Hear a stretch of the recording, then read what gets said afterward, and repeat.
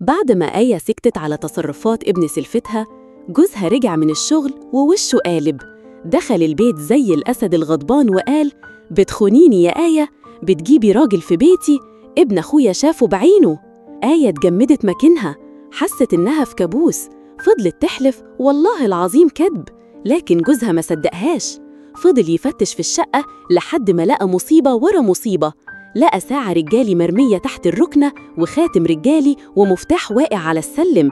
جوزها جن جنونه، أهو كان في واحد هنا، ولما عرف إني جيت هرب. الصدمة كانت أكبر من أي كلام. جوزها اللي كان حبيب عمرها بصلها بقرف وقالها: انتي طالق، اطلعي برا بيتي.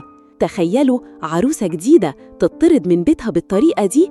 اتصلت بأبوها وهي منهارة، لقاها واقفة في عز الليل في الشارع مكسورة ومتبهدلة.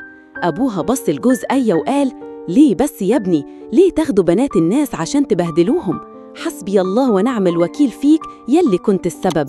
آية اكتشفت بعدين إن كل ده كان مؤامرة دنيئة من سلفتها اللي استخدمت ابنها عشان تخرب بيتها. قصة توجع القلب بجد. يا ترى إيه رأيكم في اللي حصل لآية؟ تفتكروا في ناس ممكن تكون بالغل ده؟